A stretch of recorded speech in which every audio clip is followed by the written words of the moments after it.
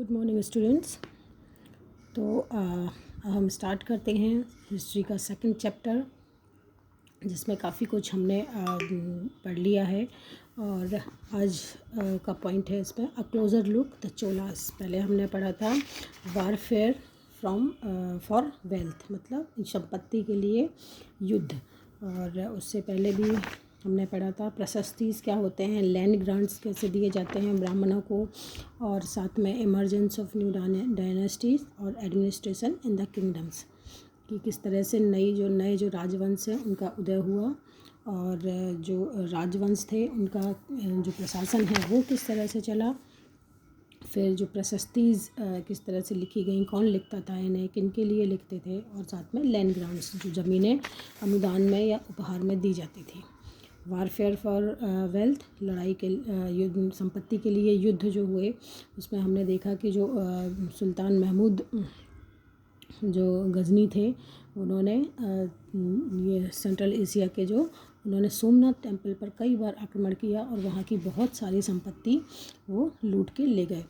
और इस तरह से और भी जगहों पर आक्रमण किया, और बहुत सारे जो इन्वेडर्स थे, जो आक्रांता थे, वो भारत में आए और यहाँ की धन संपत्ति को लूट कर ले गए। अब हम यहाँ से स्टार्ट करेंगे अ क्लोज़र लुक द चोलास, या चोल वंश जो राजवंश था वो उसका एक जो क्लोज़र लुक था, नज़दीक से एक नज़र उस पर डालेंगे। तो ये है from Udayur to Thanjavur, Udayur to से तंजावुर तक। तो how did the Cholas rise to power, जो चोल थे, चोल राजवंश जो था वो किस तरह से पावर में आया। A minor chiefly family known as the Muttaraiyar held power in the Kaveri delta. इसको मैं आपको हिंदी में बता देती हूँ, इंग्लिश में आप खुद रीडिंग करिएगा। Okay.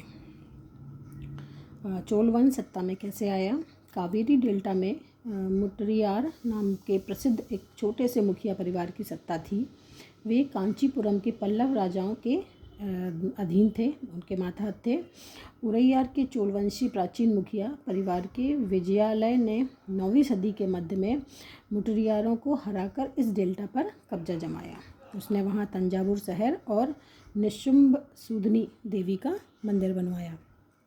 The successors of Vijayalaya conquered neighboring region and kingdom grew in size and power। तो जो विजयालय के उत्तराधिकारियों ने पड़ोसी इलाकों को जीता और उसका राज अपने क्षेत्रफल तथा शक्ति दोनों रूपों में बढ़ता गया। तो उसको और the Pandyan and the Pallava territory to the south and north were made part of the kingdom. तो और जो दक्षिण और उत्तर के पांड्यन और पल्लव के इलाके इस राज्य का हिस्सा बना लिए गए। फिर ये राजा प्रथम जो सबसे शक्तिशाली चोल शासक माना जाता है, वो 1985 में राजा बना, और उसी ने इनमें से ज़्यादातर क्षेत्रों पर अपने नियंत्रण का विस्तार किया। उसने साम्राज्य के प्रशासन का भी पुनर्गठन किया। राज के पुत्र जो थे राजेंद्र प्रथम ने उनकी नीतियों को जारी रखा, और उसने गंगा घाटी, श्रीलंका तथा दक्षिण पूर्व एशिया के देशों पर हमला भी किया। इन अभियानों के लिए उसने एक जल सेना भी बनाई थी, मतलब उस समय भी जो नेवी थी, जल सेना, वो हुआ करती थी। फिर है splendid temples and bronze sculpture, तो जो भव्य मंदिर और कांस्य मूर्ति कला क्या होता है। The big temple of Thanjavur and Gangaikonda Cholapuram थे built by Raja and Rajendra are architectural and sculptural marvels. तो जो राजा और राजेंद्र प्रथम द्वारा बनवाए गए तंजावुर और गंगईकोंड चोलपुरम के बड़े मंदिर स्थापत्य और मूर्ति कला जो बोलते हैं, आर्किटेक्चर को स्थापत्य कला बोलते हैं, तो स्थापत्य और मूर्ति कला की दृष्टि से एक चमत्कार है। Chola temple often become the nuclei of settlements which grew around them. तो जो चोल मंदिर अक्सर अपने आसपास विकसित होने वाली बस्तियों के केंद्र बन गए। ये शिल्प उत्पादन के केंद्र थे। ये मंदिर शासकों और अन्य लोगों द्वारा दी गई भूमि से भी संपन्न हो गए थे। इस भूमि की उपज उन सारे विशेषज्ञों का निर्वाह करने में खर्च होती थी जो मंदिर के आसपास रहते और उनके लिए काम करते थे, जैसे पुरोहित, मालाकार, बावर्ची, मेहतर, संगीतज्ञ, नर्तक इत्यादि। मतलब जो भी इस मंदिर के आसपास जो लोग रहते थे वो इस मंदिर में जो काम करने वाले लोग और मंदिर मंदिर का ही जो काम होता था उसकी पूरी देखभाल करना सारा वो, तो वो यहाँ आके बस गए। और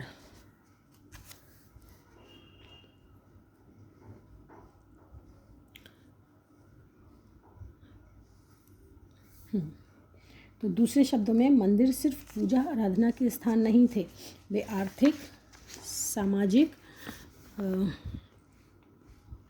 यहाँ से है, वे आर्थिक, सामाजिक और सांस्कृतिक जीवन के केंद्र भी थे। मंदिर के साथ जुड़े हुए शिल्पों में सबसे विशिष्ट था कांस्य प्रतिमाएं बनाने का काम। जो कांस्य की प्रतिमाएं होती, ब्रॉन्ज की जो स्कल्पचर होते वो बनाए जाते थे उस समय।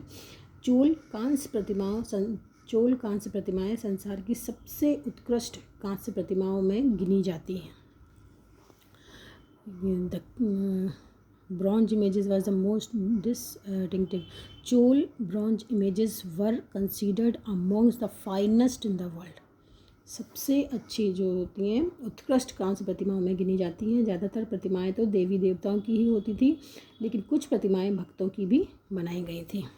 अब है एग्रीकल्चर एंड इरिगेशन कि चोल जो राजवंश था उसके समय सिंचाई और कृषि की खेती की क्या दशा थी। तो चोलों की कई उपलब्धियां कृषि में हुए नए विकासों के माध्यम से संभव हुई। अब यदि मैप 2 में देखेंगे, notice that the river Kaveri branches off into several small channels before emptying into the Bay of Bengal. तो यदि आप मानचित्र में देखेंगे या नक्शे में देखेंगे तो गौर करेंगे कि कावेरी नदी बंगाल की खाड़ी में मिलने से पहले कई छोटी छोटी शाखाओं में बंट जाती है। ये शाखाएं बार बार पानी उलीचती हैं, जिससे किनारों पर उपजाऊ मिट्टी जमा होती रहती है। शाखाओं का पानी कृषि विशेषतः चावल की खेती के लिए आवश्यक आर्द्रता भी मुहैया कराता है। तो मॉइस्चर, चावल की खेती के लिए पानी और मॉइस्चर बहुत ज़्यादा चाहिए रहता है, तो वो ये चीज़ें पूरी करती हैं। Although agriculture had developed earlier in the other part of Tamil Nadu, it was only from the 5th or 6th century that the area was opened up for large scale cultivation. हालांकि तमिलनाडु के दूसरे हिस्सों में कृषि पहले ही विकसित हो चुकी थी, पर 5वीं या 6ठी सदी में आकर ही इस इलाके में बड़े पैमाने पर खेती शुरू हो पाई। कुछ इलाकों में जंगलों को साफ किया जाना था, कुछ दूसरे इलाकों में ज़मीन को समतल किया जाना था। डेल्टा क्षेत्रों में बाढ़ को रोकने के लिए तटबंध बनाए जाने थे और पानी को खेतों तक ले जाने के लिए नहरों का निर्माण होना था। तो कई क्षेत्रों में एक साल में 2 फसलें उगाई जाती थी। फिर है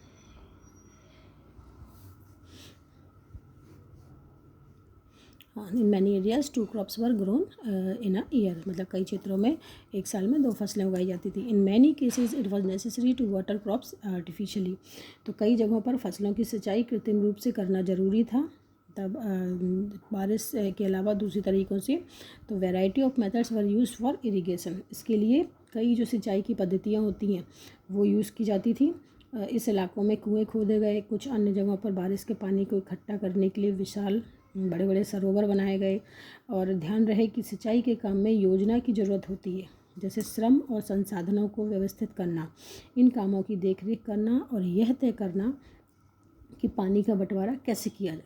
ज़्यादातर नए शासकों साथ साथ गांव में रहने वाले लोगों ने इन गतिविधियों में सक्रिय रूप से दिलचस्पी दिखाई।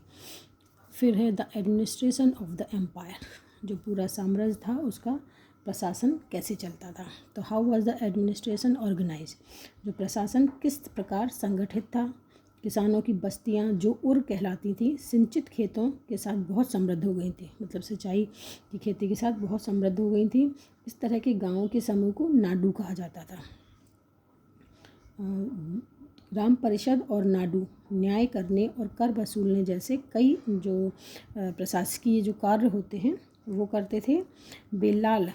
बेल्लाल जो जाति थी धनी किसानों को केंद्रीय चोल सरकार की देखरेख में नाडू के कामकाज में अच्छा खासा नियंत्रण हासिल था।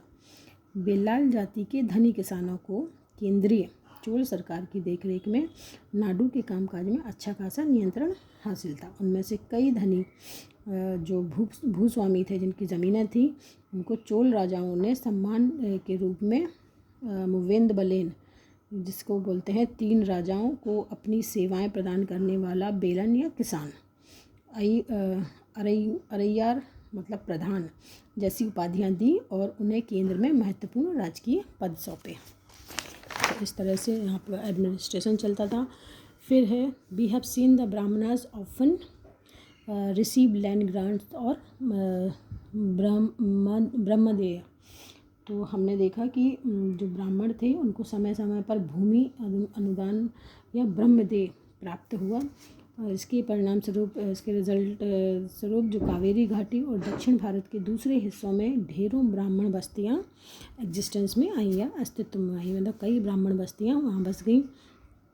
तो ईच ब्रह्मदेय की देख रेख में प्रमुख ब्राह्मण जो भूस्वामियों की एक सभा द्वारा की जाती थी। ये सभाएं बहुत कुशलतापूर्वक काम करती थी। इनके निर्णय शिलालेखों में प्रायः मंदिरों की पत्थर की दीवारों पर ब्यौरेवार मतलब सिलसिलेवार दर्ज किए जाते थे। नगरम के नाम से ज्ञात व्यापारियों के संघ भी अक्सर शहरों में प्रशासनिक कार्य संपादित करते थे। तो यहाँ इसी तरह का ये था। इसको बहुत ज़्यादा डिटेल में मैं एक एक सेंटेंस नहीं आपको कर रही हूँ। अब देखते हैं कि कर सकते हैं, यहाँ हमारे पास टाइम है। तो इंस्क्रिप्शंस फ्रॉम ये जो तमिलनाडु के चिंगलपुट ज़िले के उत्तर मेरूर चिंगलपुट डिस्ट्रिक्ट, तमिलनाडु के ये चिंगलपुट ज़िले के उत्तर मेरूर से प्राप्त अभिलेखों में जो शिलालेख प्राप्त हुए हैं, उसमें इस बात का विस्तार से वर्णन है कि ब्राह्मणों की सभा का संगठन कैसा था। सिंचाई के कामकाज, बाग बगीचों, मंदिरों आदि की देख रेख के लिए सभा में विभिन्न समितियां होती थीं। इसमें सदस्यता के लिए जो लोग योग्य होते थे उनके नाम तालपत्र के छोटे टिकटों पर लिखे जाते थे और मिट्टी के बर्तन में रख दिए जाते थे। और किसी छोटे लड़के को हर समिति के लिए एक के बाद एक टिकट निकालने को कहा जाता था। मतलब ये कि वो चिट निकालना, उससे उसके उनके नाम निकालते थे। अब यहाँ पर हम इंस्क्रिप्शन एंड टैक्सेस जो है वो हम देखते हैं कि ये क्या है। अब ये है who could be member of a sabha, the Uttaramerur inscription lays down, कि कौन उत्तर मेरूर अभिलेख के अनुसार सभा की सदस्यता किसको मिल सकती थी। तो सभा की सदस्यता के लिए इच्छुक लोगों को ऐसी भूमि का स्वामी होना चाहिए जहाँ से भू राजस्व वसूला जाता है, जहाँ से रेवेन्यू वसूला जाता है। उनके पास अपना घर होना चाहिए। उनकी उम्र 35 से 70 के बीच होनी चाहिए। उन्हें वेदों का ज्ञान होना चाहिए। उन्हें प्रशासनिक मामलों की अच्छी जानकारी होनी चाहिए और ईमानदार होना चाहिए। यदि कोई पिछले 3 सालों में किसी समिति का सदस्य रहा है तो वह किसी और समिति का सदस्य नहीं बन सकता। जिसने अपने संबंधियों के खाते जमा नहीं कराए हैं वो चुनाव नहीं लड़ सकता। बहुत अभिलेखों में राजाओं और शक्ति संपन्न पुरुषों के बारे में तो जानकारी मिलती है, लेकिन यह जानना खासा मुश्किल है कि साधारण मर्दों और औरतों का जीवन इन राज्यों में कैसा था। 12वीं सदी की तमिल कृति पेरियापुरन से एक उद्ग्रहण। अब ये जो दिया हुआ है इसको मैं आपको बताती हूँ। अडनूर की सरहदों पर ये एक जो उसमें जो शिलालेख है उसमें ये इसका ये जो वर्णन है वो मिलता है। उसमें क्या लिखा हुआ है ये बताती हूँ। अडनूर की सरहदों पर फूस की पुरानी छाजनों वाली छोटी छोटी झोपड़ियों से अटा पड़ा पुलाया एक ऐसा समूह जिसे ब्राह्मण और बेल्लाल प्रतिष्ठित समाज के बाहर मानते थे, लोगों का एक छोटा सा पुरवा था जिसमें ऊंचे किस्म के पेशों के में लगे खेतीहर मजदूर रहते थे। चमड़े की पट्टियों पर घिरे हुए झोपड़ियों के अहातों में छोटे मुर्गे मुर्गियां झुंडों में घूमते रहते थे। गहरे रंग के बच्चे जो काले लोहे के कंगन पहने हुए थे छोटे पिल्लों को उठाए उछलते चल रहे थे।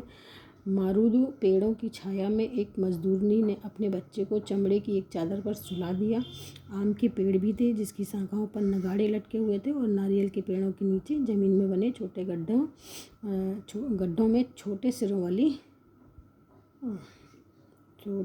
वाली जो एक डॉग थी वो अपने बच्चे को दूध पिलाने के बाद लेटी थी। लाल कलगी वाले मुर्गों ने सुबह होने से पहले जो पुल्लैयार को दिन के काम पर जाने की हाँक लगाते हुए बांग दे दी। धान कूटती लहरदार बालों वाली पुलाया स्त्रियों के गाने की आवाज़ रोजाना कांजी वृक्ष की छाया में फैलती थी।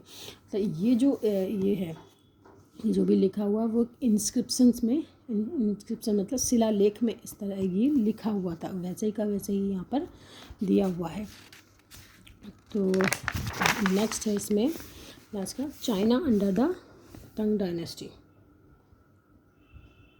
तांग वंश के युग का चीन। तो तांग जो डायनेस्टी थी चाइना में, उस समय का चाइना कैसा था? In China empire in China, an empire was established under the Tang dynasty, which remained in power for about 300 years, from the 7th to the 10th centuries. Its capital, Xi'an, was one of the largest cities in the world, visited by Turks, Iranians, Indians, Japanese, and Koreans. The चीन में जो तांग राजवंश के तहत एक साम्राज्य स्थापित हुआ जो लगभग 300 वर्षों तक सत्ता में रहा, 7वीं से 10वीं सदी तक। इसकी राजधानी शियान दुनिया के सबसे बड़े नगरों में से एक थी, जहां तुर्की, ईरानी, भारतीय, जापानी और कोरियाई आया जाया करते थे। तांग साम्राज्य परीक्षा के माध्यम से नियुक्त की गई नौकरियों द्वारा प्रशासित होता था। तो और इन परीक्षाओं में हर इच्छुक व्यक्ति बैठ सकता था। अधिकारियों के चयन की यह व्यवस्था कुछ बदलावों के साथ 1911 तक कायम रही। भारतीय उपमहाद्वीप में प्रचलित व्यवस्थाओं में यह व्यवस्था किन मायनों में भिन्न थी, ये हमको बताना है। तो चाइना में जो था, मतलब 7th से लेके 10th सेंचुरी तक लगभग 300 सालों तक तांग डायनेस्टी का शासन रहा। उसमें जो एडमिनिस्ट्रेशन के लिए जो लोगों का चुनाव होता था वो एक परीक्षा के द्वारा होता था। तो उनको परीक्षा में बैठना पड़ता था, और जो वो लेना चाहते थे, मतलब जो नौकरी प्राप्त करना चाहते थे, वो इन परीक्षाओं को देते थे। तो ये रहा हमारा चैप्टर नंबर 2। तो ये हमने कर लिया है। अब इसका ये मैच द फॉलोइंग मैं आपको बता देती हूँ। तो कॉलम बी में आप 2, 3, 1, 4 ये नंबर डाल लेना। आपका सेकंड चैप्टर में पॉलिटिकल का सेकंड चैप्टर जल्दी सेंड कर दूँगी, आप उसको अपनी कॉपी में नोट कर लीजिएगा। ठीक है, ओके।